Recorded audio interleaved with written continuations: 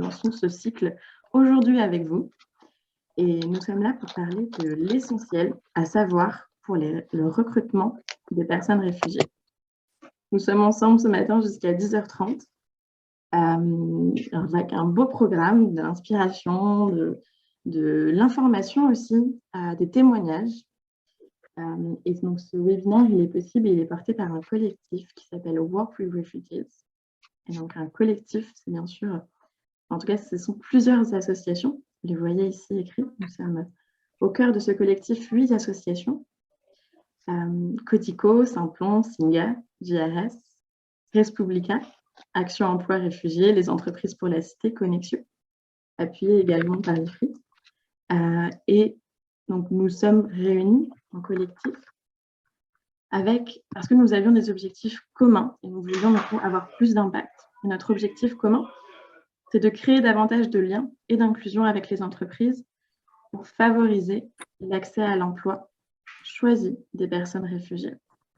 Donc, vous avez bien vu ce mot « choisi » qui est très important pour nous en tant que collectif, qui change parfois aussi le parti pris de certains sur le marché de l'emploi aujourd'hui. Et donc, notre constat, pourquoi nous sommes réunis à travers cet objectif commun, c'est qu'aujourd'hui, les personnes réfugiées sont durement touchées par le chômage durable et le déclassement socio-professionnel. Pourtant, ces personnes réfugiées ont une grande résilience, des compétences qui peuvent vraiment contribuer à la création et l'attractivité des entreprises.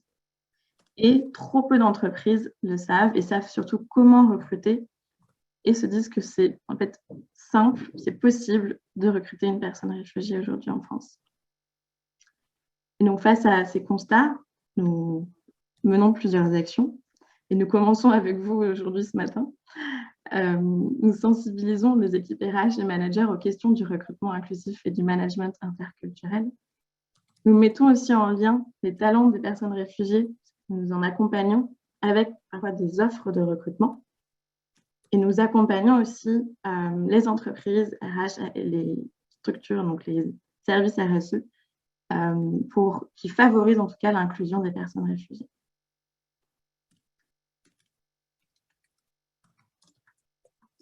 Et donc, nos objectifs ce matin et avec ce cycle de webinaires, c'est de parler ensemble de l'essentiel et donc quels sont les différents statuts et les principaux freins à l'emploi des personnes réfugiées. Parler également des principaux leviers pour recruter ces personnes dans vos entreprises. Savoir comment réussir l'intégration professionnelle des personnes réfugiées suite au recrutement. Déconstruire du coup derrière des préjugés, la vision. Qui sont ces personnes, quelles sont leurs compétences. Et partager avec d'autres entreprises intéressées qui sont déjà certaines dans des démarches de recrutement et qui peuvent partager des bonnes pratiques. Et aujourd'hui spécifiquement, donc comme je le disais, nous sommes dans ce premier cycle de webinaire. Nous allons parler de l'essentiel des démarches et des statuts pour recruter des personnes. Et nous vous invitons à nous suivre sur les 2 prochains webinaires, puisque c'est un cycle. Et nous parlerons du coup plus concrètement la prochaine fois de où et comment recruter donc, ces personnes réfugiées.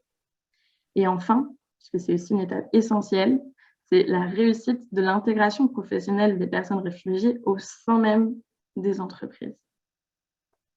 Et donc, nous en parlons en novembre pour le 2e cycle et nous nous retrouverons du coup en début d'année pour le 3e webinaire.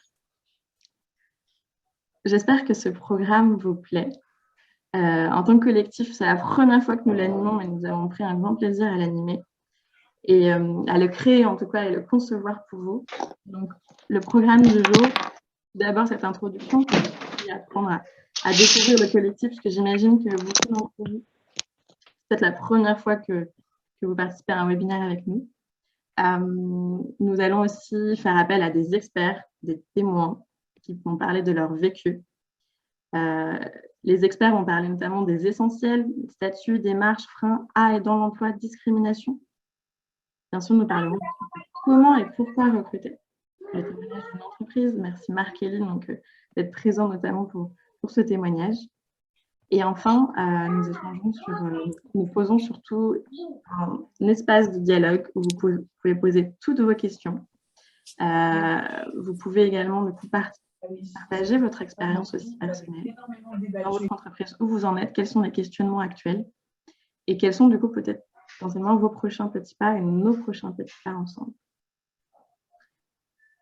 Donc, ce que je vous invite aussi dès maintenant, je pense que vous avez peut-être rempli ces éléments si vous êtes inscrit à ce webinaire, mais n'hésitez pas à écrire dans le chat vos attentes ou vos questions. Si vous êtes là ce matin, c'est que vous avez quelque chose à dire ou un intérêt par rapport à la thématique. Et donc, n'hésitez pas à le dire dans le chat, qui nous permettra d'être d'autant plus impactant et intéressant.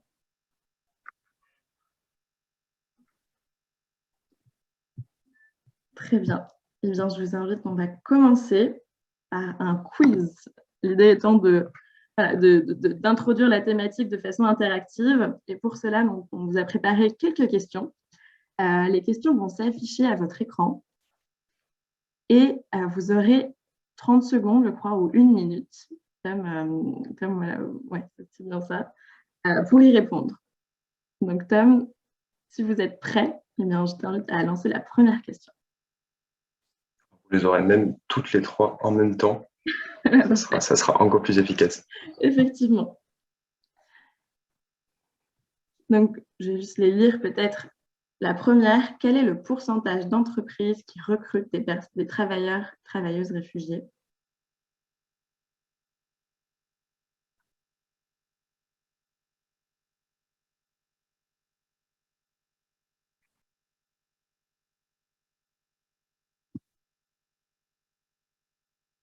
Un an après l'obtention de leur titre de séjour, quel est le pourcentage de personnes réfugiées en emploi?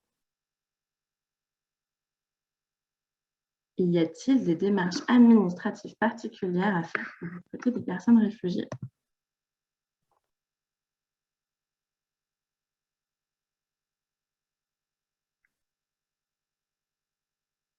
Je crois qu'on a une trentaine de personnes qui ont répondu. Je laisse encore peut-être quelques secondes pour vous permettre de répondre.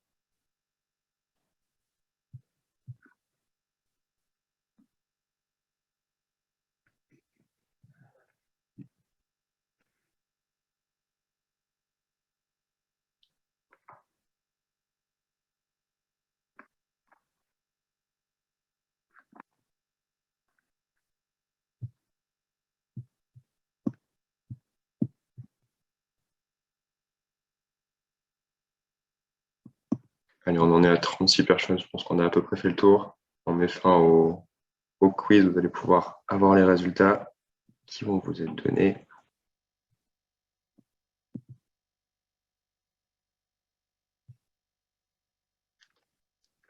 Merci, Tom.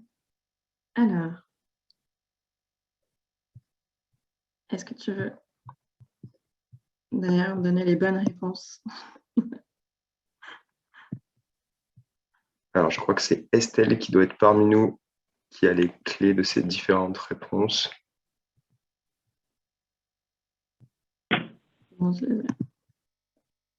Donc, quel est le pourcentage d'entreprises qui recrutent des travailleurs et travailleuses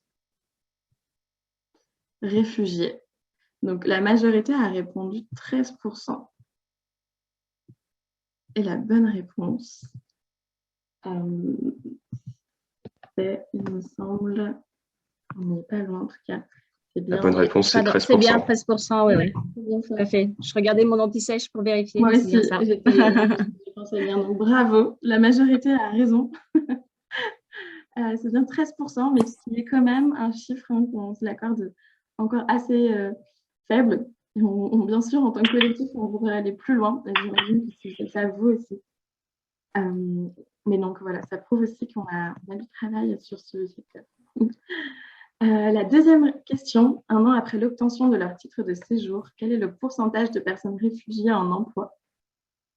La majorité donc, a répondu 25%.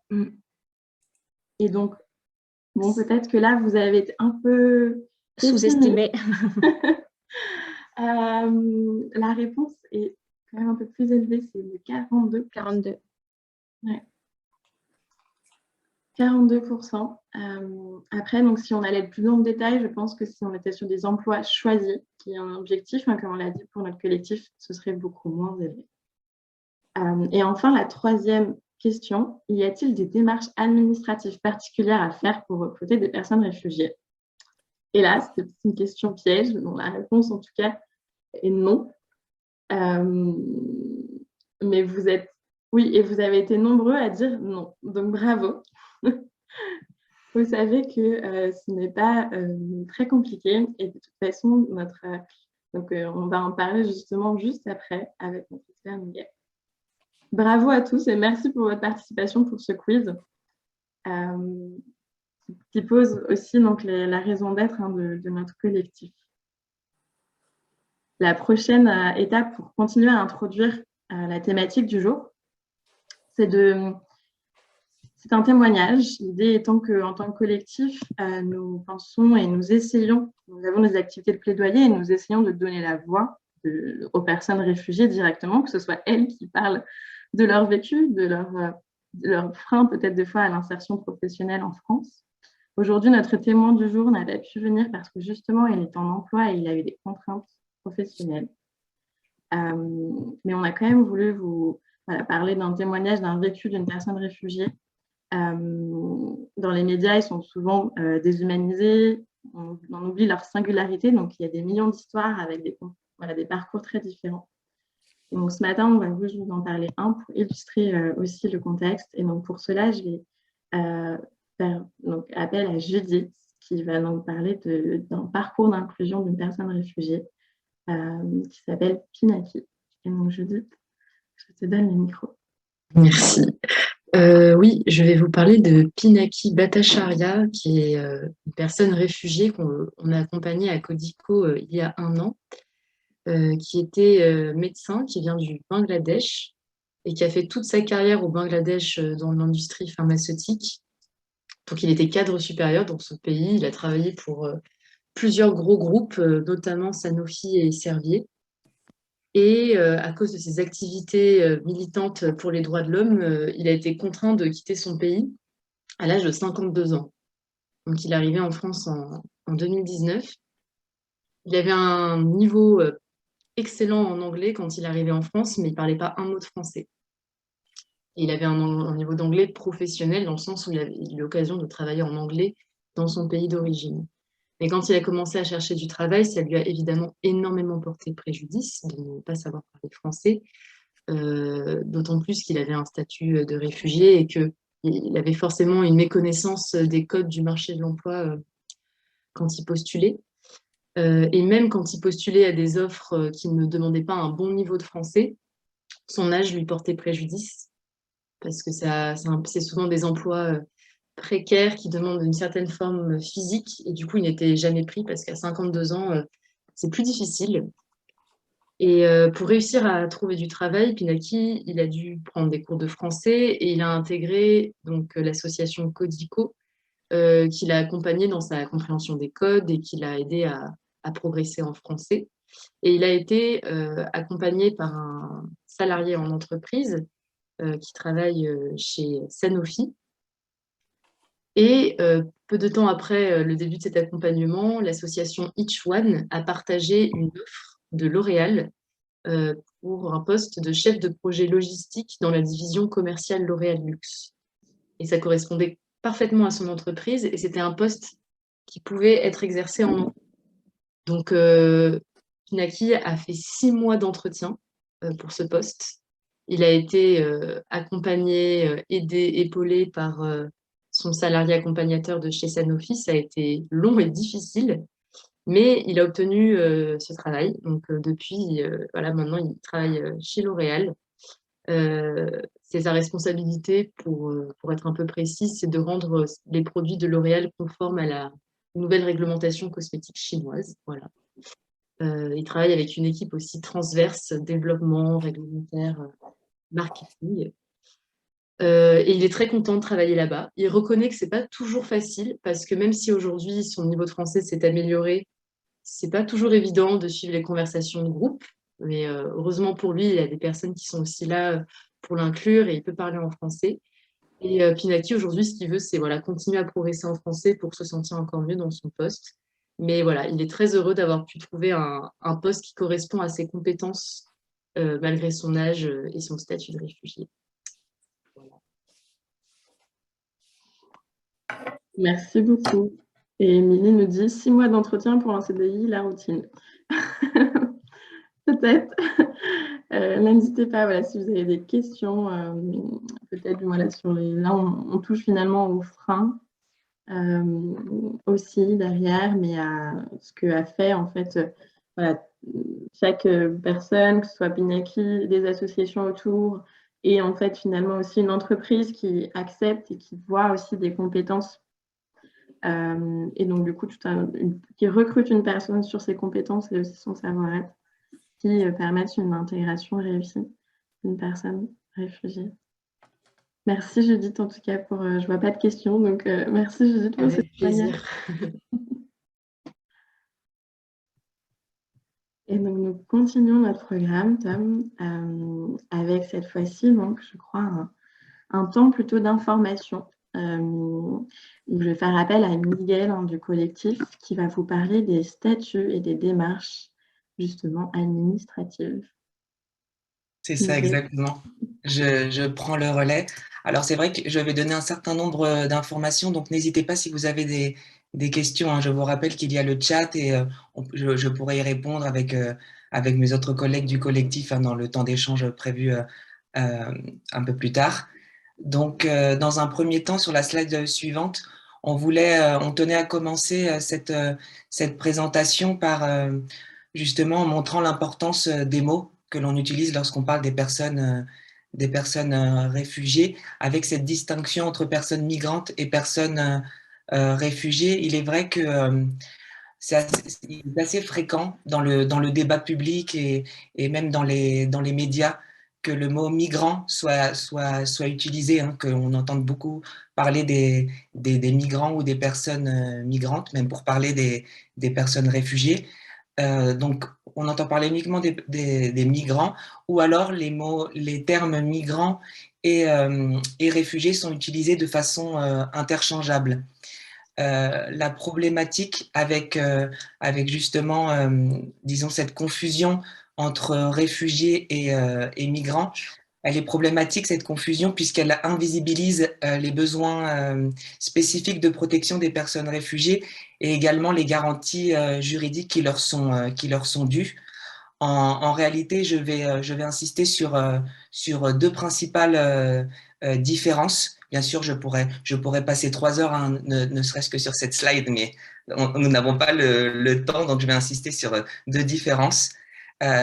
Déjà, la première, c'est que la notion de migration, entre guillemets, hein, la notion de migration, elle est souvent comprise comme supposant un processus volontaire, comme une démarche volontaire, comme un choix. Et en réalité, ce n'est pas le cas des personnes réfugiées qui sont justement dans l'incapacité de rentrer chez elles en toute sécurité et qui ont donc besoin de trouver refuge ailleurs, donc dans un pays tiers, et qui demandent donc la protection internationale dans ce pays tiers. Et en réalité, la différence la plus fondamentale, et c'est une différence juridique, le terme migrant, c'est un terme générique qui n'est pas défini dans le droit international, et au contraire, les réfugiés font bien l'objet d'une définition et d'une protection spécifique en vertu du droit international. Et cette définition et cette protection spécifique, elles sont inscrites dans la Convention de Genève de 1951 relative au statut des réfugiés, qui, si vous voulez, est le texte juridique de référence pour le droit international des personnes réfugiées dans le monde. La France est signataire hein, de cette convention de Genève. Donc, si vous voulez, pour faire simple, elle a transposé les principes, tous les principes juridiques du droit international des réfugiés dans ses propres textes de loi. Là, on vous a indiqué la définition qui apparaît dans d'une personne réfugiée qui apparaît dans la Convention de Genève. Donc, c'est toute personne qui se trouve en dehors de son pays d'origine et qui craint d'être persécutée en raison de sa race, de sa religion, de sa nationalité, de son appartenance à un certain groupe social ou de ses opinions politiques, qui ne peut ou ne veut se réclamer de la protection de son pays d'origine et qui a donc besoin d'une protection internationale. Évidemment, cette protection internationale, la plus connue, et comme j'en parle justement ici avec la Convention de Genève, c'est le statut de réfugié, mais on va voir dans la prochaine slide qu'il y a plusieurs formes de protection. Justement, dans la prochaine slide, on a résumé, si vous voulez, ces différentes formes de protection. Et ici, je vais également vous parler d'un autre raccourci que l'on fait dans le langage de tous les jours, mais même c'est un raccourci que l'on emprunte également, qu'empruntent nos structures du collectif, c'est-à-dire qu'on parle souvent de personnes réfugiées, mais en réalité, la très grande majorité de nos structures du collectif, nous accompagnons des bénéficiaires de la protection internationale. Et justement, si je parle de bénéficiaires de la protection internationale ou de BPI, je me réfère aux différentes formes de protection internationale et aux différents statuts. Donc là, je vais vous résumer ces statuts. Si vous voulez, il y a deux protections qui sont liées à une demande d'asile. Soit l'État reconnaît aux demandeurs d'asile le statut de réfugié, donc c'est celui dont on vient de parler, c'est le plus connu, qui permet d'obtenir une carte de résident de 10 ans. Soit l'État accorde le bénéfice de la protection subsidiaire. Si vous voulez, l'État, il accorde cette protection à une personne qui ne remplirait pas les conditions pour se voir reconnaître le statut de réfugié, mais l'État reconnaît que cette personne ne peut pas être renvoyée dans son pays d'origine car elle s'expose à un risque tout simplement un risque de mort ou alors un risque de traitement inhumain et dégradant. Donc ça, c'est bien la définition juridique, des éléments de la définition juridique du bénéfice de la protection subsidiaire. Et là, pour ces bénéficiaires de la protection subsidiaire, ils obtiennent de la part de la préfecture une carte de séjour pluriannuelle de 4 ans. Ensuite, il y a une protection qui est liée à une demande de reconnaissance du statut d'apatride.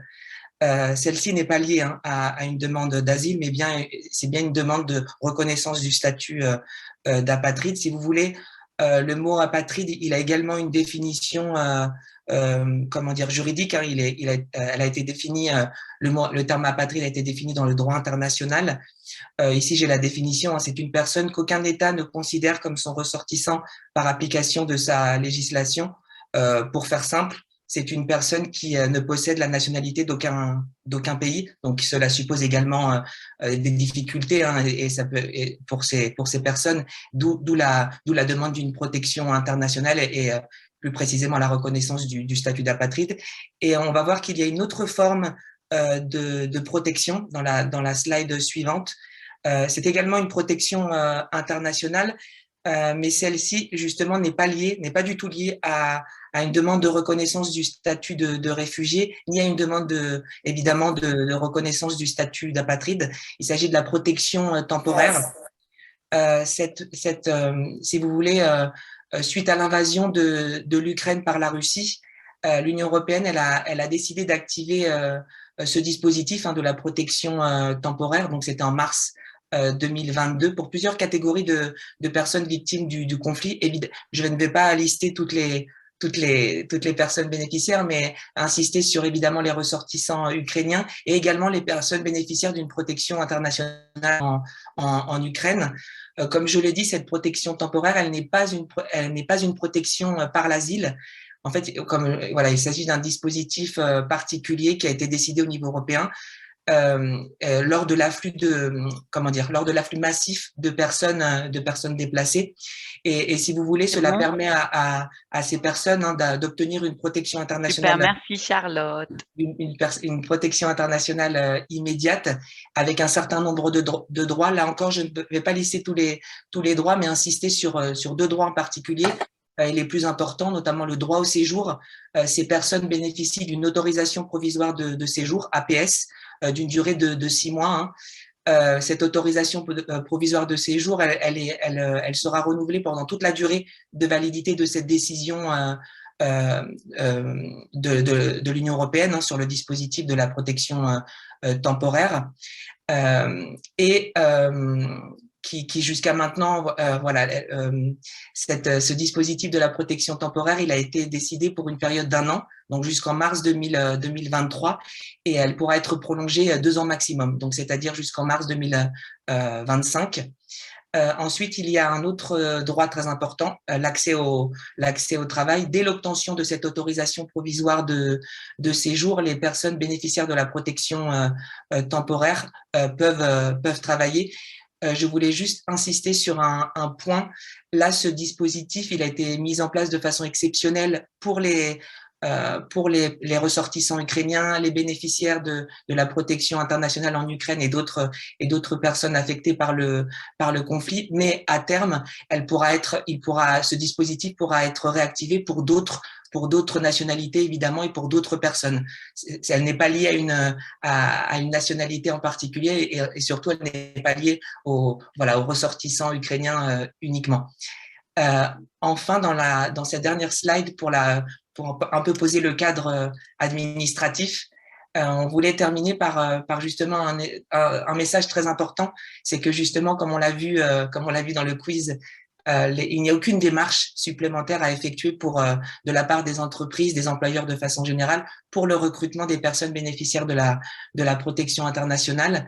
Les bénéficiaires de la protection internationale ont accès aux droits communs et aux services de droit commun et peuvent travailler. Ils peuvent travailler évidemment avec leur titre de séjour, que ce soit avec une carte de résident de 10 ans ou une carte de séjour pluriannuel de 4 ans, comme on l'a vu avant. Mais avant d'obtenir leur titre de séjour de la part de la préfecture, il peut s'écouler un temps. C'est une démarche administrative qui peut prendre du temps en fonction des préfectures. Et donc, les personnes bénéficiaires de la protection internationale, avant d'obtenir leur titre de séjour, elles ont systématiquement un répisé. On tenait à dire que voilà, les personnes peuvent travailler, les personnes bénéficiaires de la protection internationale ont l'autorisation de travailler avec ces récépissés. Et il y avait juste un dernier point. Alors, ce n'est pas vraiment une démarche, on ne voulait pas la présenter comme une démarche à part entière, mais c'est que comme tout travailleur étranger, les entreprises, l'employeur doit vérifier le titre de séjour auprès de la préfecture au plus tard 2 jours ouvrés avant la date d'embauche ça concerne également les personnes bénéficiaires de la protection internationale. Donc voilà, j'ai posé un peu le cadre administratif. J'espère que j'ai été suffisamment clair. Voilà, j'ai essayé d'être synthétique, mais n'hésitez pas à poser vos questions. Et je laisse la parole à ma collègue Mathilde, qui là va plutôt aborder les freins que rencontrent une grande majorité des personnes bénéficiaires de la protection internationale.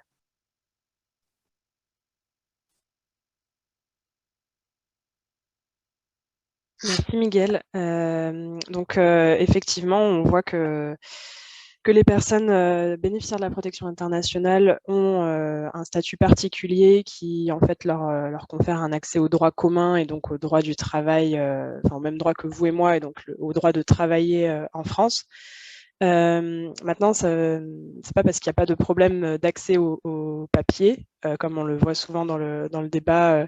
Souvent, les questions de migration sont reliées au fait que les personnes souhaitent travailler en France pour obtenir les papiers. C'est pas le cas des réfugiés, on l'a vu.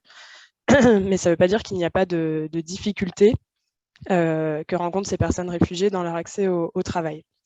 Peut-être vous donner quelques chiffres. Selon l'OCDE, en 2019, il y avait une personne réfugiée sur 4, qui occupait un emploi 5 ans après leur arrivée en France. Donc aujourd'hui, on a vu tout à l'heure avec les chiffres du quiz, la situation elle s'est un peu améliorée, mais on n'est pas non plus dans une situation d'égalité par rapport aux ressortissants français, enfin nationaux. Un autre chiffre, selon l'OCDE, il faut 20 ans pour qu'une personne réfugiée ait le même niveau d'aisance et le même niveau d'accès aux droits et aux droits du travail qu'un ressortissant national. Donc pourquoi est-ce qu'on parle de recrutement inclusif de personnes réfugiées? Justement, c'est parce que les personnes réfugiées, elles rencontrent des difficultés assez spécifiques et qui impactent très fortement leur parcours d'accès à l'emploi. Et notamment, elles ont des freins, en fait, elles rencontrent des freins qui leur sont propres ou qui sont parfois communs à toutes les personnes d'origine étrangère en France et que nous, associations, nous aidons à lever en fait dans leur parcours d'accompagnement, et puis ensuite vous en entreprise et en emploi. Donc en fait, au moment où ces personnes elles obtiennent le bénéfice de la protection internationale, elles vont tomber, comme on l'a vu, dans le droit commun, et donc elles vont devoir un petit peu se débrouiller dans un pays dont elles ne maîtrisent pas forcément ni les codes, ni la langue, et donc elles vont rencontrer des problématiques de type maîtrise de la langue. La première problématique qu'on retrouve le plus souvent, c'est le fait que le français, lorsque le français n'est pas leur langue maternelle, le français est en cours d'apprentissage. On retrouve également une situation instable par rapport au logement ou par rapport dans l'accès aux droits. Donc quand on parle d'accès aux droits, c'est par exemple la CAF, la sécurité sociale. Est-ce que vous pouvez couper vos micros, s'il vous plaît? Donc la CAF, la sécurité sociale, le logement, qui en fait représente des freins, puisque ça va nécessiter en fait de faire des démarches administratives qui prennent du temps, qui prennent aussi de l'espace mental et qui donc vont impacter la recherche d'emploi de ces personnes.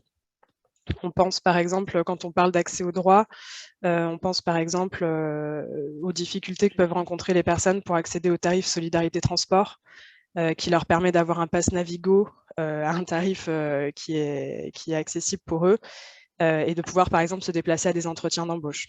Voilà un exemple tout bête d'une problématique d'accès aux droits qui peut impacter leur insertion professionnelle. Il y a également le problème du manque de réseau et de l'acquisition des codes du marché de l'emploi. Ce sont des personnes qui, à l'issue d'un parcours d'asile plus ou moins long, ne vont pas toujours choisir d'arriver en France, n'avaient pas forcément le projet de s'installer en France.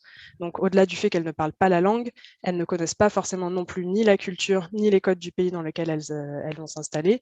Et ils vont avoir du coup besoin d'un accompagnement pour comprendre le pays et ses codes.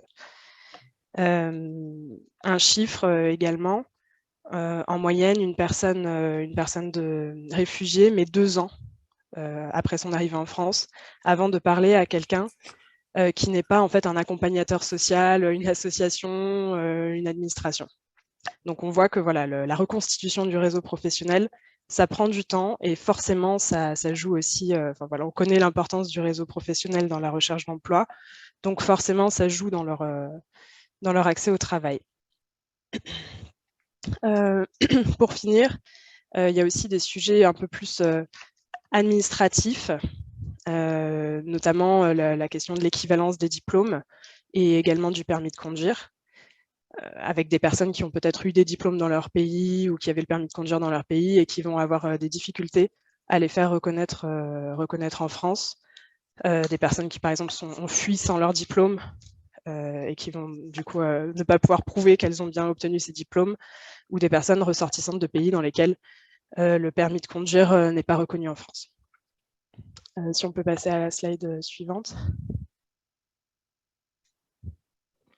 Il y a également des facteurs externes. Donc là, on a parlé vraiment des difficultés spécifiques que rencontrent ces personnes. Il y a également des facteurs externes qui sont liés à la société d'accueil, notamment, bien sûr, les personnes réfugiées, comme toutes les personnes étrangères ou d'origine étrangère, rencontrent aussi des problématiques liées aux discriminations.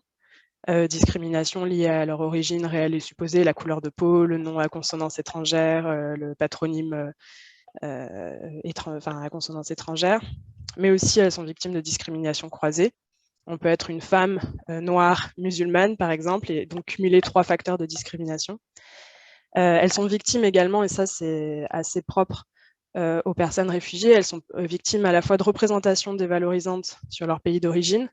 Donc on va considérer que le diplôme obtenu dans leur pays d'origine a une moins grande valeur que le diplôme obtenu, qu'un diplôme similaire obtenu en France. Et également des craintes et des peurs liées au statut de réfugié. On va associer les réfugiés au pire à du terrorisme ou tout ce système très négatif véhiculé, au mieux à des personnes traumatisées et qu'on va du coup avoir peur d'intégrer en entreprise. Elles sont victimes également de déclassement, je pense que vous en avez déjà entendu parler. Peut-être vous donner quelques chiffres, 60% des réfugiés qui sont diplômés de l'enseignement supérieur occupent en France des emplois pour lesquels ils sont surqualifiés. C'est-à-dire 2 fois plus en fait, que des personnes diplômées de l'enseignement supérieur nationaux, de nationalité française. En France, la surqualification des immigrés, elle est de 28% contre 19% pour les Français, les personnes de nationalité française. On connaît le déclassement, mais on parle moins souvent aussi du déplacement professionnel. Tous les réfugiés ne sont pas diplômés de l'enseignement supérieur. Il y a aussi des techniciens, des personnes sans qualification, mais qui connaissent parfois aussi ce qu'on appelle un déplacement professionnel. Déplacement professionnel, c'est lorsque, par exemple, vous êtes peintre et on vous propose en France un travail de mécanicien ou de manœuvre ou de coiffure. Donc ça s'appelle du déplacement professionnel. Vous avez une qualification dans quelque chose, on va vous proposer de faire quelque chose de complètement autre. Les personnes réfugiées connaissent aussi des contrats plus précaires, courts, avec des faibles amplitudes horaires, mal rémunérés. Peut-être là aussi un petit chiffre, 88% des 88% des CDI, non attendez, pardon, c'est 42, les personnes réfugiées sont en CDI pour 42% d'entre elles, contre 88% des personnes de nationalité française. Donc on voit, c'est presque 1 pour 2. Et puis elles connaissent également, il ne faut pas oublier, on parle souvent de problématiques d'accès à l'emploi, de discrimination dans l'accès à l'emploi, mais il faut aussi se dire que ces personnes, ensuite, elles connaissent une carrière professionnelle à l'issue de difficultés qu'on connaît, elles arrivent quand même à intégrer les entreprises et elles connaissent des carrières professionnelles qui sont aussi heurtées du fait de toutes ces problématiques qu'elles vont rencontrer de discrimination, de représentation liées à leur statut, et elles vont du coup connaître des situations en entreprise qui vont impacter leur progression de carrière et donc avoir peut-être moins de promotion, moins d'augmentation salariale, des situations d'infantilisation au sein des équipes. Donc il ne faut pas oublier non plus que la lutte contre les discriminations et pour l'inclusion ne s'arrête pas au moment où on recrute la personne, mais dure tout au long de la carrière de ces personnes. Donc on voit que l'accès à l'emploi, c'est un vrai sujet. Aujourd'hui, en France, 70% des réfugiés, tout confondu, en emploi et pas en emploi, sont en situation de pauvreté. Donc on voit que ça reste quand même un vrai combat, même si nous-mêmes, associations, on constate qu'il y a eu beaucoup d'améliorations et il y a vraiment une vraie dynamique qui s'est mise en place. Mais donc on veut aller plus loin, bien sûr, continuer à contribuer à améliorer le sort des personnes réfugiées en France. Et donc, c'est pour ça qu'on est là aujourd'hui et qu'on vous parle de ce sujet. Marion, je te repasse la parole. Merci beaucoup, Miguel et Mathilde, pour ces éclairages. On a parlé donc démarche administrative pour vous dire qu'en fait, c'était facile, c'est simple. On a parlé aussi statut pour, par contre, effectivement, voir la subtilité, qu'il y a différents statuts et surtout qu'on parle souvent de migrants, mais en fait, il y a différents statuts qui amènent différents droits. Et là, nous, on est là toujours pour vous conseiller, vous apporter des réponses. Et d'ailleurs, c'est ce que je vais vous proposer là maintenant, c'est qu'avant qu'on passe à la prochaine étape, c'est qu'on prenne un temps pour répondre à vos questions. Et je crois que notamment, on a quelques-unes pour toi, Miguel, sur les aspects donc, de statut. Et la Oui. première question qui a été posée dans le chat, pour les prendre dans l'ordre, c'était que se passe-t-il lorsque le titre de séjour arrive à expiration, alors qu'il a été embauché en CDI, et son titre de séjour sera-t-il forcément renouvelé? Alors oui, il sera renouvelé de droit. En réalité, je vais donner une explication voilà, comment dire, assez simplifiée, mais qui est exacte juridiquement. C'est-à-dire que le droit de séjour pour les personnes bénéficiaires de la protection internationale, il n'est pas lié à la date de validité qui figure sur le titre de séjour. En réalité, le droit de séjour des personnes en France, hein, des personnes bénéficiaires de la protection internationale, il est lié directement à la protection accordée par l'État français.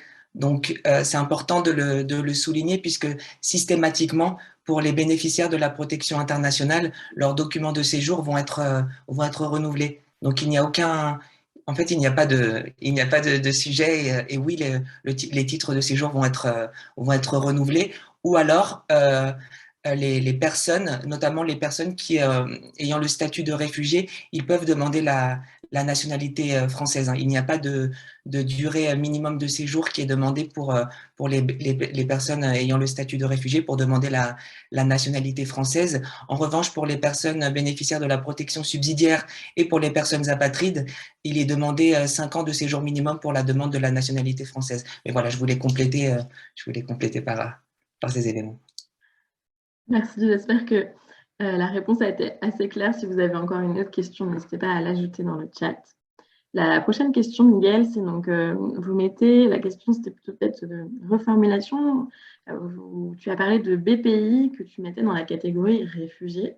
Voilà, la personne a besoin d'explications peut-être sur la différence entre ces statuts. Oui, je vais juste reclarifier pour être encore plus clair. En fait, de façon commune, on parle de personnes réfugiées. Là, par exemple, nous, on a parlé du recrutement inclusif de personnes réfugiées. En fait, très concrètement, on fait référence à travers les personnes réfugiées aux personnes ayant le statut de réfugié et les personnes bénéficiaires de la protection subsidiaire. Quand on parle de personnes réfugiées, on parle de ces deux statuts, statut de réfugié et bénéficiaire de la protection subsidiaire. Et en plus, il y a une autre forme de protection internationale que sont les personnes reconnues comme apatrides. Donc, si vous voulez, les personnes réfugiées, donc statut de réfugié, bénéficiaire de la protection subsidiaire, plus les personnes apatrides, elles composent les bénéficiaires de la protection internationale. J'espère que c'est plus clair comme ça.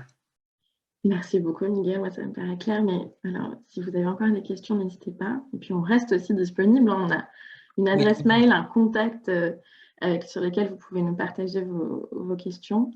Une autre question, vous avez parlé des Ukrainiens et le statut pour 6 mois. Puis, vous avez dit 1 an. Donc, apparemment, peut-être, voilà, est-ce que tu peux jusqu'en mars 2023 renouvelable. Qu'est-ce qui vaut actuellement? Si tu peux respécifier peut-être. Oui, je vais respécifier. En réalité, les personnes bénéficiaires de la protection temporaire, elles vont à la préfecture et elles obtiennent cette autorisation provisoire de séjour pour une durée de 6 mois. Bien sûr, ce sont 6 mois renouvelables. Et cette autorisation provisoire de séjour, elle est renouvelable tous les 6 mois jusqu'à ce que le dispositif soit activé par l'Union européenne. Là, comme je l'avais mentionné, le dispositif, il est actif pour une durée d'1 an, donc du 3 mars pour être exact, du 3 mars 2022 au 3 mars 2023. Et ensuite, l'Union européenne peut renouveler justement ce dispositif de la protection temporaire jusqu'à 2 ans, donc jusqu'au 3 mars 2025. Et donc, les personnes bénéficiaires de la protection temporaire, elles peuvent renouveler tous les 6 mois. Tous les 6 mois, cette autorisation provisoire de séjour jusqu'à la révocation, on va dire, de ce dispositif de la protection temporaire.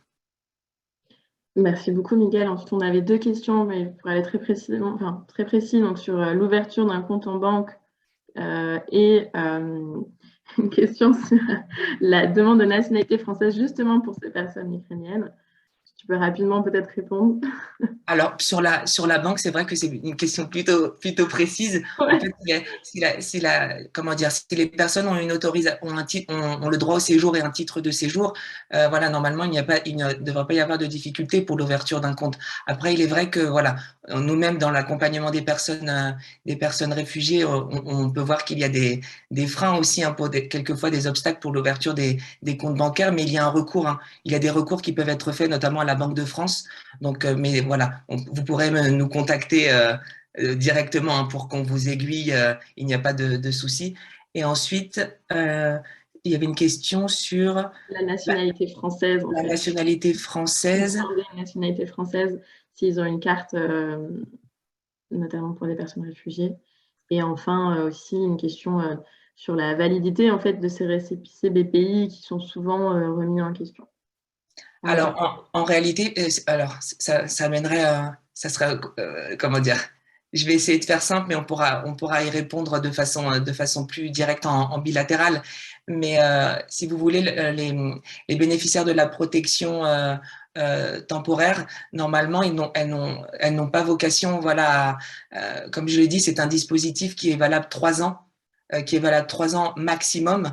Donc, normalement, voilà, elles ne peuvent pas avoir accès à la nationalité française dans la mesure où il y a une condition de séjour, de temps de séjour. Normalement, ce sont 5 années de séjour en France.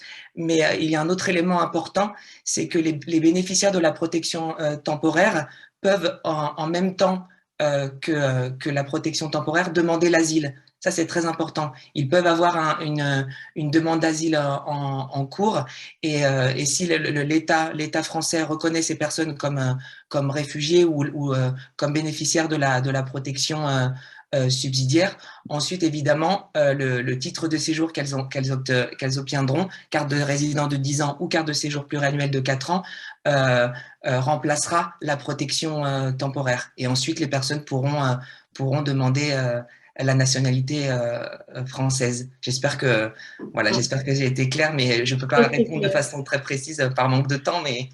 C'est ça. Et donc, du coup, je vais vous inviter à reposer toutes vos questions, si pour celles d'ailleurs dont on n'a pas pu répondre parce qu'on a un temps limité et qu'en fait, on pourrait, je pense, prendre 1 heure, 2 heures même de temps avec Miguel pour parler que de sujets administratifs, mais qu'on a plein d'autres sujets à aborder. Donc, je vous invite à poser les questions et on y reviendra si on a le temps à la fin de ce webinaire. On va continuer. Donc, on a parlé, on a expliqué l'essentiel dans les démarches, les statuts. On a parlé aussi des freins à et dans l'emploi, du rôle finalement qu'on joue, vous et nous. Et donc, c'est aussi sur quoi et la question qu'on va adresser actuellement, c'est comment et pourquoi recruter. Et donc, pour y répondre, bien sûr, une personne, en tout cas, qui nous paraissait évidente, c'était un représentant d'entreprise. Et je vais donc remercier et appeler Marc-Élie Gaspard, qui représente Western Union et qui va vous partager son témoignage et ses conseils. Merci beaucoup Marion et merci pour cette belle invitation. Bonjour à tous. Donc oui, je suis Marc-Élie Gaspard, je suis le directeur France de Western Union Business Solutions, qui est la filiale pour les entreprises du groupe Western Union. Donc Western Union Business Solutions, en 2 mots, c'est le leader mondial des paiements pour les entreprises et de la couverture du risque de change. Nous accompagnons les entreprises à l'international et on les protège contre le risque de volatilité des devises. J'arrête là les détails techniques. Vous donner un mot de contexte autour de notre engagement sur le recrutement de réfugiés. Nous avons une fondation qui s'appelle la Western Union Foundation qui se choisit différentes actions et qui propose d'impliquer l'ensemble des collaborateurs ou les collaborateurs qui sont volontaires dans différentes actions. Alors, ça peut être des actions liées, beaucoup d'ailleurs liées à l'inclusion des jeunes filles ou à l'éducation des jeunes filles dans les pays où cela est très compliqué. C'est aussi des actions autour de catastrophes climatiques où l'entreprise se mobilise. Voilà, différents thèmes, différents sujets. Et puis, il y a des sujets de fond qui sont choisis pour des cycles généralement de 3 ans et ils sont laissés aux directions locales, des filiales, le choix. Il est laissé le choix des actions qui sont proposées. Alors, toutes les entreprises, d'abord, sont sensibles à ces questions aujourd'hui de responsabilité sociale de l'entreprise. Et les entreprises, globalement, parce qu'elles ont des obligations de rendre publiques ces actions, notamment dans leur rapport de RSE, une fois par an, et sont de plus en plus, notamment pour les sociétés cotées, mesurées sur des éléments extra-financiers, donc pas uniquement la performance financière, mais aussi des éléments environnementaux, sociaux ou de gouvernance sont mesurés. Donc, tout ça pour dire que les entreprises sont par nature désormais sensibles à ces questions. Elles le sont par obligation, mais elles le sont aussi par nécessité, puisqu'il faut mobiliser les équipes. Vous avez tous entendu parler, particulièrement autour de la pandémie, de la quête de sens des collaborateurs, des difficultés actuelles de recrutement. Et je peux vous dire que mobiliser les équipes sur des sujets réellement en faveur du bien commun, et finalement de faire progresser la société au sens large, ça mobilise. Et ça mobilise particulièrement les jeunes générations. Donc là, les chefs d'entreprise ont un intérêt particulier à finalement participer à des programmes pour mobiliser les équipes et aussi accélérer, favoriser le recrutement. Les entreprises en sont fières. Donc on cherchait des projets concrets, et puis porteur de sens. Et dans les propositions qu'on a pu faire, le mécénat de compétences apparaissait comme quelque chose d'extrêmement concret pour les équipes parce que c'est une approche simple, simple à mettre en œuvre, extrêmement concrète, mais surtout accessible à tous. Chaque collaborateur a des compétences qu'il peut mettre à disposition de quelqu'un. Peut-être plus impliquant, à mon sens, que les journées un peu classiques caritatives, où les gens se mobilisent, ce qui est très bien pour la cohésion et pour apporter, on va dire, une action immédiate sur une journée. Peut-être plus impliquante aussi que le don, qui est un peu, parfois un peu anonyme. Donc, le mécénat de compétences avait été une idée que l'on s'était posée en équipe. Donc, comment ça s'est passé? Pour reprendre chronologiquement, donc avant, ce qui était important, c'est le choix de l'association. Et là, nous sommes tombés sur Codico. Mais avant de choisir Codico, l'important et l'idéal était d'impliquer les équipes autour du choix de l'association, ne pas imposer. Pourquoi? Parce que ça implique beaucoup plus. Et les gens qui ont voté pour l'association, on a organisé un vote sur l'ensemble de la filiale sur les projets qui, à la suite d'une journée porte ouverte où les associations ont pu se présenter leurs objets et leur vocation, leur succès, leurs difficultés aussi. On a organisé un vote et ça aussi, ça a beaucoup impliqué les équipes puisque les équipes se sont prononcées, ont expliqué pourquoi, etc. Donc, ça a créé une sorte d'animation autour du choix de l'équipe, autour du choix du thème d'implication que l'on allait choisir pour 3 ans. Il y a un deuxième, alors ça c'est le premier élément dans le avant, c'est impliquer tout le monde. Le deuxième que j'ai trouvé important, c'était ce que les Américains appellent le tone of the top, c'est-à-dire l'implication de la direction générale. Je pense que la valeur de l'exemplarité du message, mais aussi l'implication concrète des managers, est hyper importante dans la réussite d'une action collective en entreprise. Et puis ensuite, il a fallu, dans le avant, communiquer et valoriser aussi beaucoup le projet que l'on allait choisir. Donc, le choix s'est porté sur Codico à l'époque. Excellente association, je dois dire, puisqu'elle apportait et les garanties d'organisation, en réalité, nous prendre par la main pour pouvoir faire ce mécénat de compétences de réfugiés. Le professionnalisme, c'est-à-dire qu'on a trouvé des véritables professionnels qui avaient une longue expérience et une capacité à vraiment nous aiguiller. On l'a vu dans les questions administratives, les questions sont très nombreuses et dans une entreprise, notre métier n'est pas celui d'avoir toutes ces réponses. Les associations savent. Elles ont cette expérience et il faut leur faire confiance. Et puis la qualité de l'accompagnement qu'on a pu trouver chez Codico. Je suis sûr, comme d'autres associations qui sont présentes aujourd'hui, mais on a vraiment cette expertise dans laquelle il faut faire confiance. Donc, on s'est laissé prendre par la main avant dans cette logique avant la mise en place des actions. Comment ça s'est passé pendant? Alors, je dois dire que l'accueil d'une personne réfugiée ou le recrutement ou l'aide finalement à l'entrée sur le marché de l'emploi d'une personne réfugiée peut faire peur aux collaborateurs. Alors, non pas forcément pour des raisons de discrimination, ça existe, c'est certain, mais je ne l'ai vraiment pas vu, vraiment pas vécu, voire même au contraire. Je crois qu'il faut se laisser surprendre par la générosité de nos collaborateurs. Et à condition d'apporter le déclic, ils peuvent nous surprendre et aller beaucoup plus loin que ce qu'on attendait. Et ça, c'est un message extrêmement positif. Encore faut-il apporter ce déclic. Ce qui peut faire peur dans cette phase d'accompagnement au début, c'est d'abord le temps à y consacrer. Le temps, c'est la ressource certainement la plus précieuse, la plus rare en entreprise. Donc, les gens ont peur de ne pas avoir le temps de pouvoir de faire cet accompagnement de manière correcte.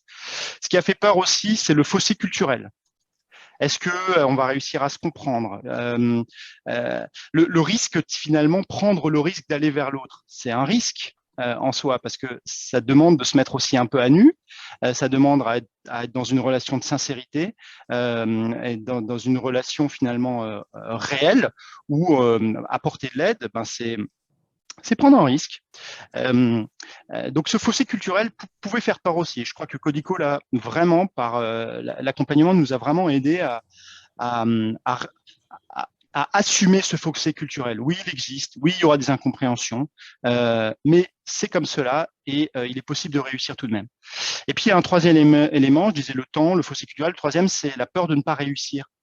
Nous sommes allergiques à l'échec. Et la peur de ne pas réussir peut empêcher d'engager des démarches. Et je pense que là, il y a un biais psychologique qu'on doit passer tous ensemble. L'échec peut faire partie de l'action menée ensemble. Il faut pour autant pas s'empêcher d'essayer. On peut être surpris par les résultats.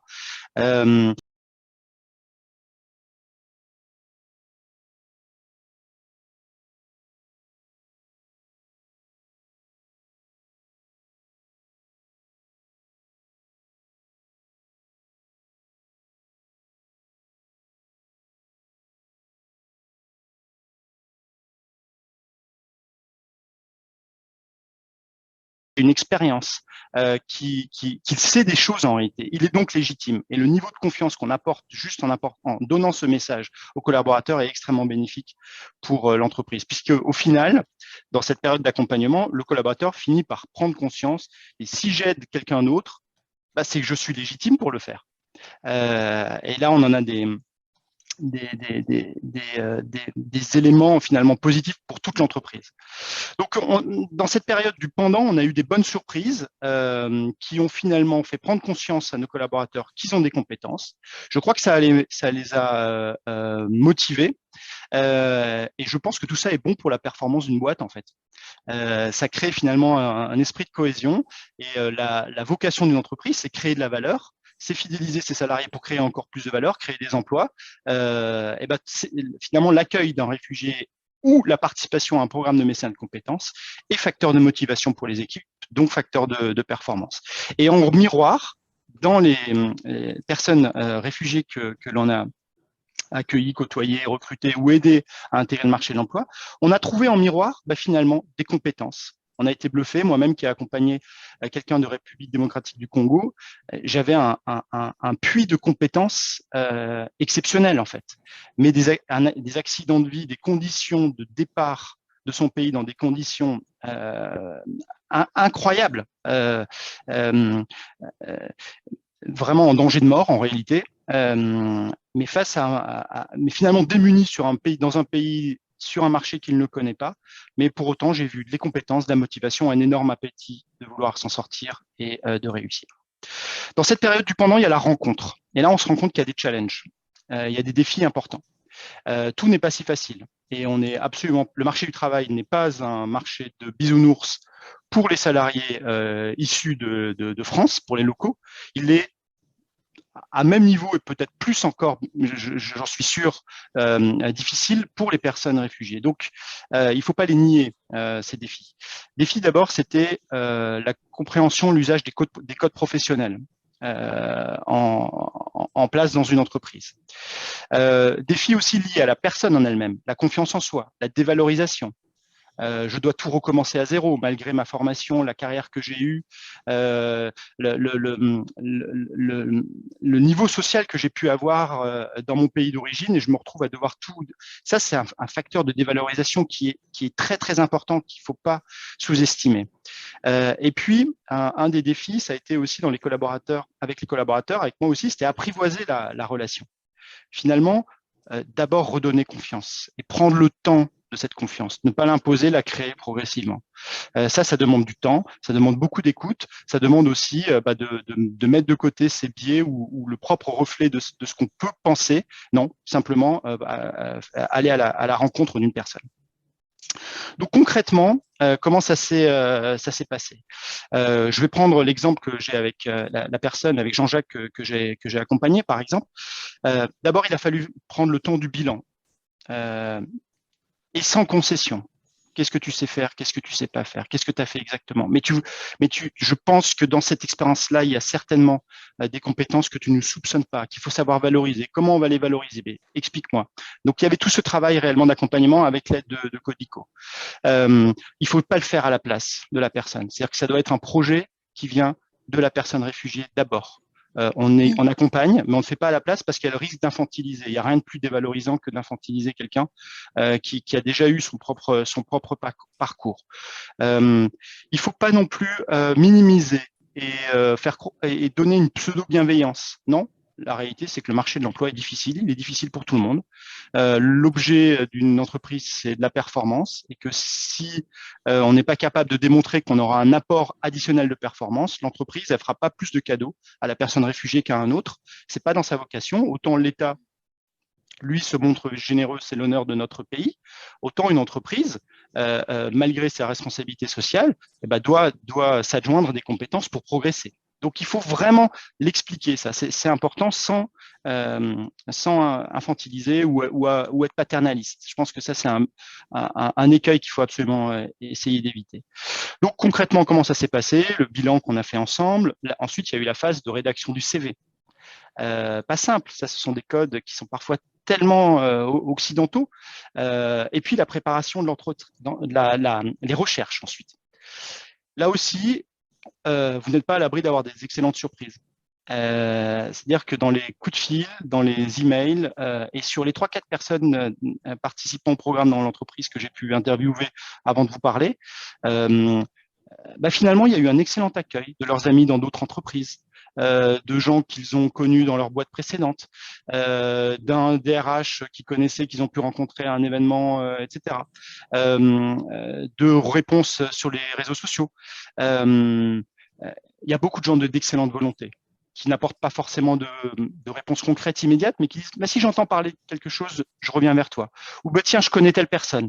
Et en fait, il y a une sorte de chaîne qui se met en place qui est assez intéressante et qu'on ne soupçonne pas avant de démarrer. Donc, cette phase de recherche qui peut être difficile et qui, là, peut décourager.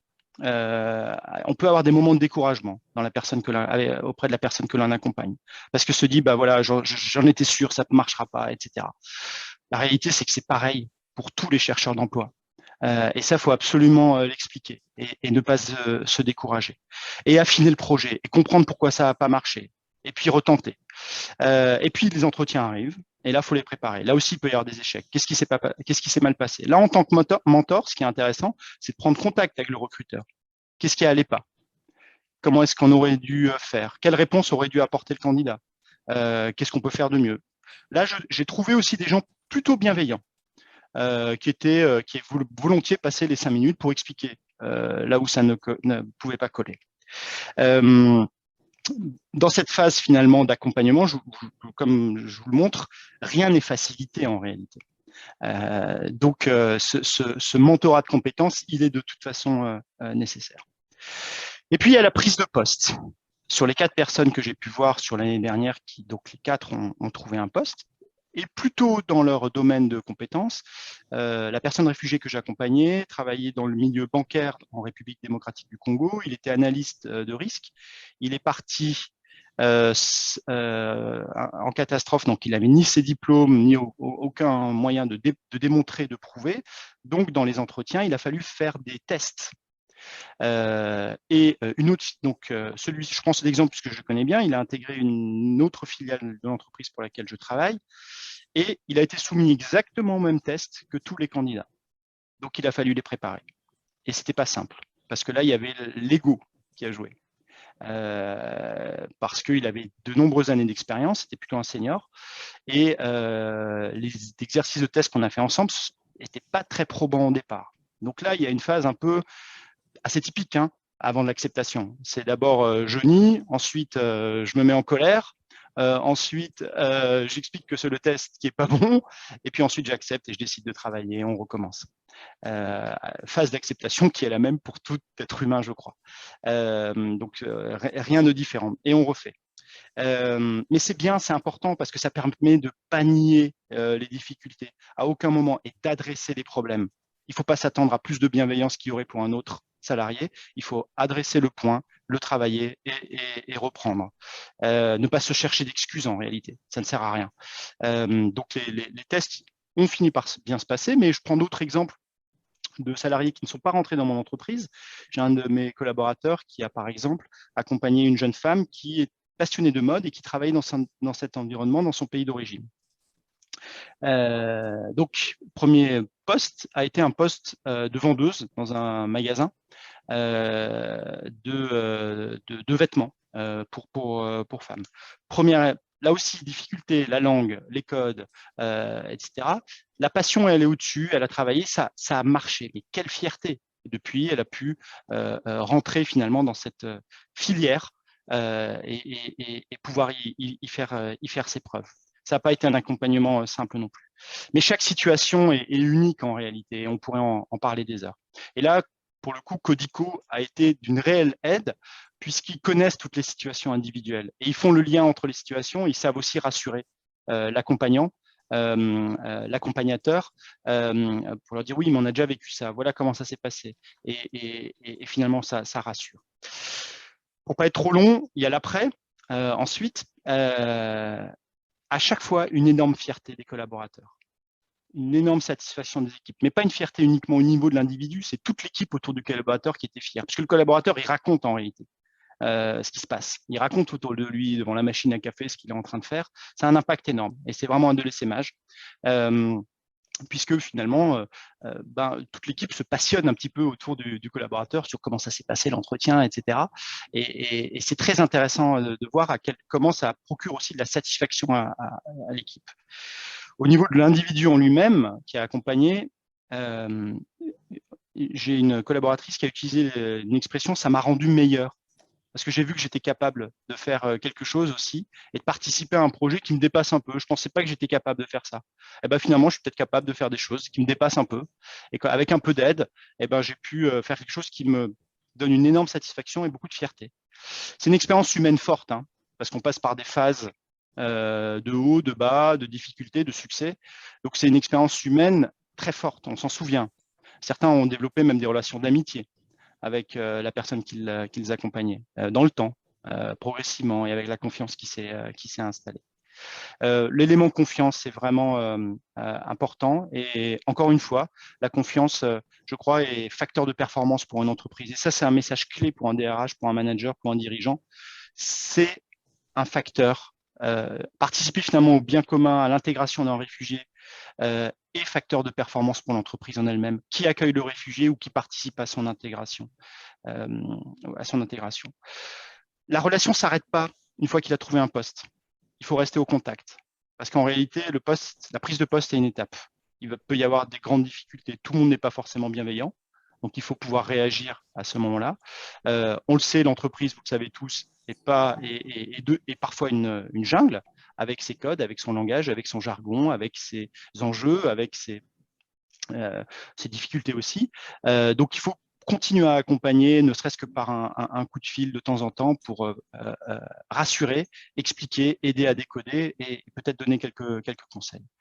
Globalement, dans cette notion d'après, on a communiqué aussi sur les succès, sur les difficultés. Donc, c'était un axe de communication intéressant. On a célébré les succès, même avec ceux qui n'ont pas participé. Donc, c'est là aussi facteur de cohésion. Et puis, ça a été un projet commun partagé qui, je crois, était facteur de cohésion. Et puis, finalement, là, je pense aux plus jeunes de nos collaborateurs qui ont besoin de sens, facteur de sens aussi, en disant, finalement, je travaille pour une entreprise qui est soucieuse de l'autre et de son impact dans la société. J'ai envie de m'engager pour cette société. Voilà globalement le témoignage que je peux apporter. Il a été autant des éléments, on va dire, importants pour un dirigeant, qui sont les éléments qui sont ceux de cohésion et de créer finalement des projets communs Et puis, des éléments à titre personnel, puisque moi-même, j'ai été secoué par le parcours de la personne que j'ai accompagnée. Et finalement, il y a une véritable relation qui s'est tissée, et je crois sur un vrai plan d'égalité, puisque j'ai moi-même beaucoup appris sur la société qui nous entoure, sur la personne que j'ai découverte et sur moi, en réalité. Et je crois que c'est une expérience que je recommande à tous. Merci Marc-Élie pour ce témoignage. Et je souligne effectivement le fait que Marc-Élie a participé à un programme Codico où effectivement la spécificité c'est ce mécénat de compétences, donc cet accompagnement que les personnes portent. Mais dans ce collectif, la force derrière, c'est qu'on a tous des accompagnements et des expertises qui se complètent et qui font qu'aujourd'hui, on est aussi capable de vous répondre sur des démarches administratives, qu'on est expert sur tous les freins en fait, qui se sont posés et on peut collectivement vous apporter du soutien. On ne s'est absolument pas occupé de ces questions administratives. Là, on s'est laissé prendre par la main, on s'est occupé de ce qu'on sait faire, c'est-à-dire intégrer, accompagner, faire monter en compétences. Très bien. Et Marc-Élie, du coup, aujourd'hui, vous avez toujours des personnes qui sont salariées, qui sont… Oui, alors que ce soit dans l'entreprise, mais aussi ailleurs. Puisque je vous donnais l'exemple, nous on évolue dans le monde de la finance, mais on a eu des personnes réfugiées qui n'étaient absolument pas vous donniez ce cas de médecin, dans ce mécénat de compétences, il est possible aussi d'avoir des gens qui ne sont absolument pas dans votre secteur d'activité, mais pour lesquels vous allez aider à la compréhension des codes, à l'accompagnement, à la recherche, à la préparation des entretiens, etc. Et ça a été le cas. Je pense à cette jeune femme dans le milieu de la mode. Je pense à une autre personne qui finalement a pu être réorientée. On a pu aussi aider à accompagner pour réorienter et trouver la bonne formation pour rebondir et trouver un autre poste. Ça aussi, ce sont des possibilités données dans le mécénat de compétences parce que toutes les entreprises n'ont pas forcément le bon poste au bon moment. Je me demande s'il ne faut pas envoyer… donc, n'ont pas forcément le bon poste au bon moment, mais si c'est le cas, chaque collaborateur a des compétences pour accompagner sur la recherche d'un emploi en dehors de l'entreprise. Et c'est en ça que le programme était intéressant. Il proposait cette flexibilité. Merci beaucoup, Marc-Élie. N'hésitez pas si vous avez des questions. Si vous souhaitez avoir des conseils de la part c'est à la fois Marc-Élie, il a deux casquettes, vous avez vu, il est à la fois accompagnateur, il a vécu cette expérience humaine transformante et il est aussi en fait recruteur et dirigeant d'une entreprise qui recrute des personnes réfugiées. Oui. Et encore une fois, le fameux exemplarité, je pense que c'est clé ça. Les managers doivent s'impliquer. Ils montrent l'exemple. Sinon, c'est difficile à cause des freins dont je vous parlais. Est-ce que je vais réussir? J'ai pas le temps, etc. Qui sont des freins légitimes et je les comprends. On a tous ces réactions. On a tous nos vies de famille, nos vies professionnelles, nos vies associatives, etc. Ajouter cela en plus peut faire peur. Et je crois que l'exemplarité par un DRH, un dirigeant d'entreprise, un manager d'équipe, un directeur, etc. est important. Ça donne le mouvement.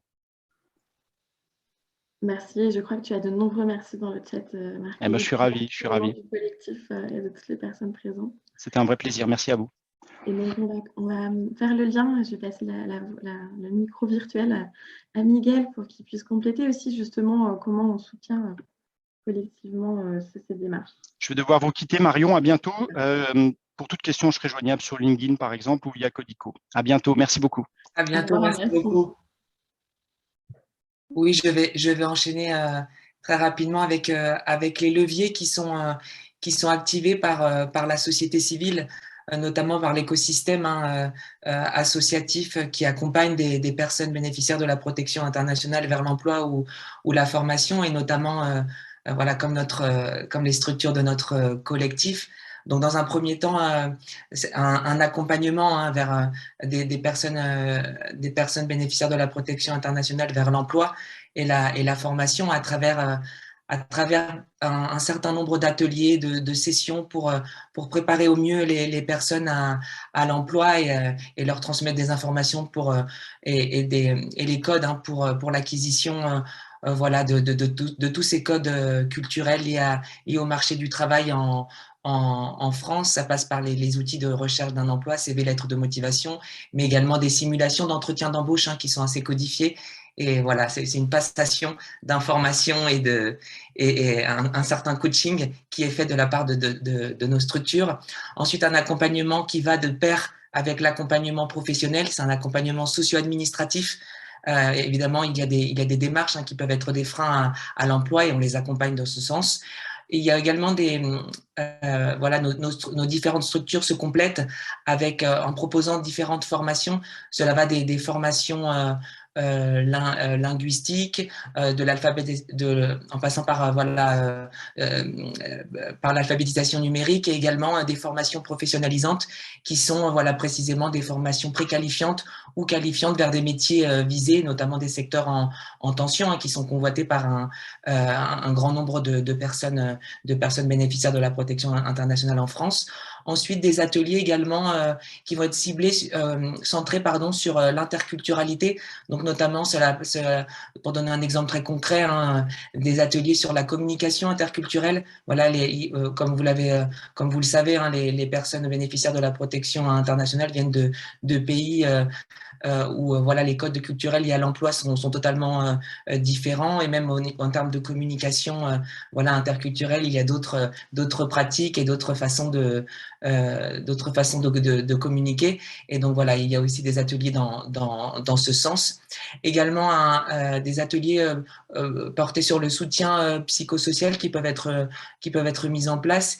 Et enfin, voilà, comme on le voyait à travers le témoignage, et comme le disait également Mathilde, un suivi en emploi. Nous sommes beaucoup de structures à servir d'intermédiaires entre les managers, les managers de proximité ou les tuteurs et tutrices des entreprises durant les périodes d'alternance, lorsqu'il y a des contrats en alternance, et les salariés réfugiés pour s'assurer que tout se passe bien après le recrutement.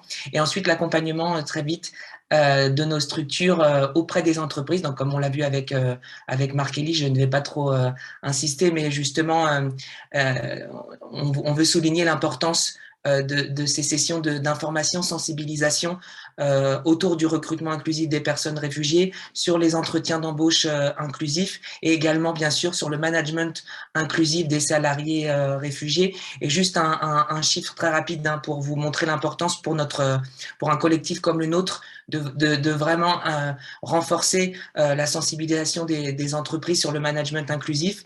C'est une donnée qui est issue du bilan de la Charte de la diversité 2021, et qui met en évidence que bien que 64% des managers soient sensibilisés à la prise en compte de la diversité, il y a seulement 29% d'entre eux qui ont suivi une formation dédiée au management inclusif de la diversité. Et là, on parle évidemment du management de la diversité de façon générale, pas seulement le management inclusif pour les personnes, des personnes bénéficiaires de la protection internationale. Donc, on pourrait penser justement que ce chiffre, que ce pourcentage est encore moindre en ce qui concerne les bénéficiaires de la protection internationale. Je vais laisser la parole à Mathilde pour qu'elle complète avec les leviers, cette fois-ci, de la part des entreprises et des employeurs de façon plus générale.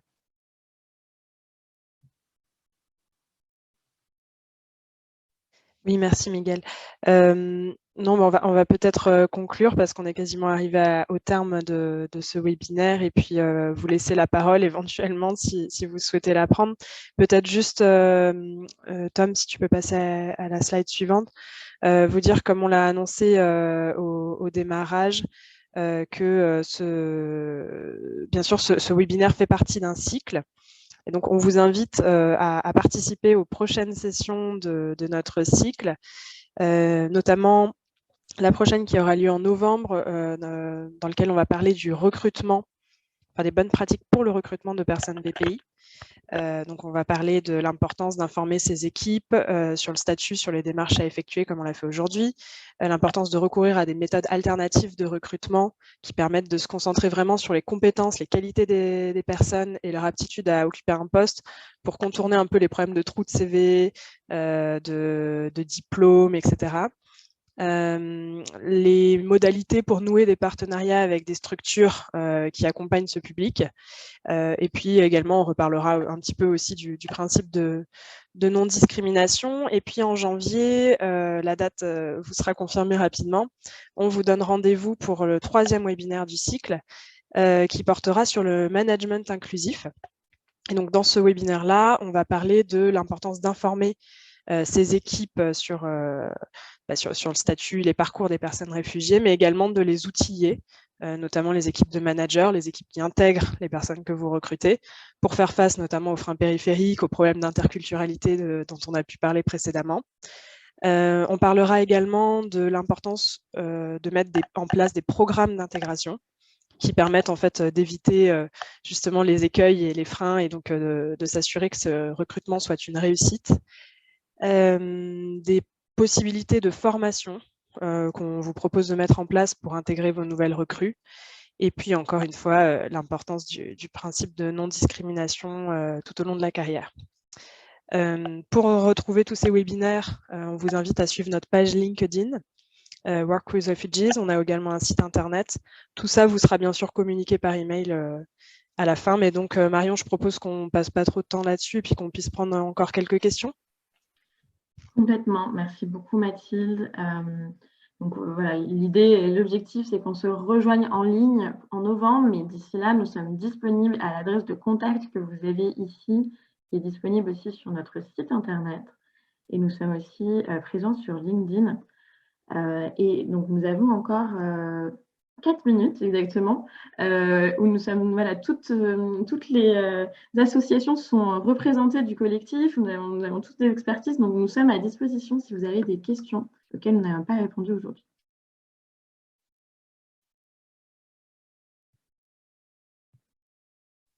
Peut-être, Marion, il y avait une question sur les codes, je pense à laquelle on n'a pas répondu. Alors, Marc-Élie est parti, mais nous-mêmes, on en a parlé à plusieurs reprises. Qu'est-ce qu'on entend en parlant de codes? En fait, c'est notamment les codes culturels, l'entretien d'embauche, la candidature à une offre et par la suite l'entretien d'embauche, l'intégration en entreprise sont des choses qui sont hautement culturelles. Et donc, on constate que parmi les personnes qu'on accompagne et donc parmi les personnes qui sont intégrées en entreprise également, la manière de faire le CV n'est pas la même, les informations à faire figurer sur le CV ne sont pas les mêmes, pardon. Mais même par la suite, la manière de se préparer à un entretien d'embauche, d'interagir avec le recruteur, tout simplement, on peut donner un exemple. Certaines personnes bénéficiaires de la protection internationale viennent de pays dans lesquels, par exemple, la culture du travail est plus hiérarchique et ça ne se fait pas de poser des questions, par exemple, en entretien d'embauche. Alors qu'en France, ne pas poser des questions pendant un entretien d'embauche, c'est assez mal vu. Ou également le fait de regarder une personne dans les yeux ou pas lorsqu'on lui parle.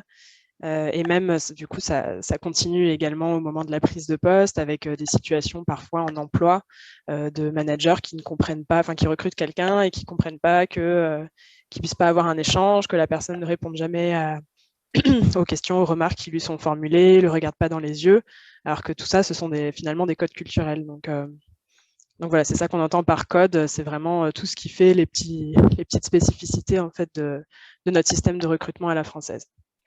J'espère que c'est plus clair.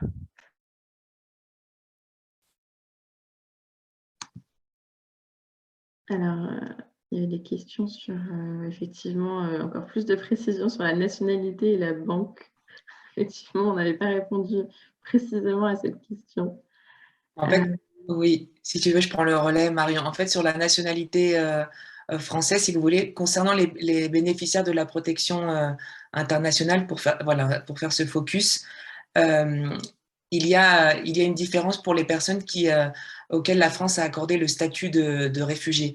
Les personnes ayant le statut de réfugié, si vous voulez, il n'y a pas cette condition des 5 années de séjour en France pour pouvoir faire la demande. Par contre, il y a d'autres critères pour la demande de nationalité française dont on n'a pas parlé. C'est surtout un niveau de langue en français qui est demandé, c'est le niveau B1. c'est le premier niveau intermédiaire qui est demandé, puisque dans le cadre du processus de la demande de nationalité française, il y a une sorte d'examen. Il y a une sorte d'examen avec des questions sur un peu sur l'histoire de la France, les valeurs de la République française, des choses assez précises. Et également, il y a voilà un entretien voilà pour confirmer le niveau de français. Ce niveau de français B1. Donc voilà, une personne ayant le statut de réfugié peut faire la demande sans condition des 5 années de séjour, mais il y a notamment ce critère de la langue. Et comme je le disais, pour les personnes bénéficiaires de la protection internationale, pour les bénéficiaires de la protection subsidiaire et pour les personnes apatrides, il y a ce critère des 5 années de séjour en France qui sont demandées en plus du critère de la langue pour pouvoir faire la démarche de la demande de nationalité française. J'espère que c'est plus clair comme ça. Oui, et puis de toute façon, voilà, Miguel et tout le collectif, comme vous l'avez dit, nous sommes joignables. Donc nous vous invitons à envoyer vos questions par email donc à l'adresse contact@workwithrefugees.com. Notre collectif, donc sur LinkedIn, c'est collectif Work with Refugees. Et donc également, vous avez ici affiché aussi toutes nos associations derrière qui portent ce collectif. Et donc, au nom justement du collectif, on vous remercie chaleureusement pour votre présence, pour votre participation active et pour aussi donc, finalement votre engagement et vos prochains petits pas que vous prendrez avec votre entreprise, votre organisation ou avec aussi le collectif vers l'inclusion professionnelle des personnes réfugiées. Merci à toutes et à tous. À bientôt. À bientôt, à très bientôt. Merci, à bientôt. Au revoir. Au revoir, merci.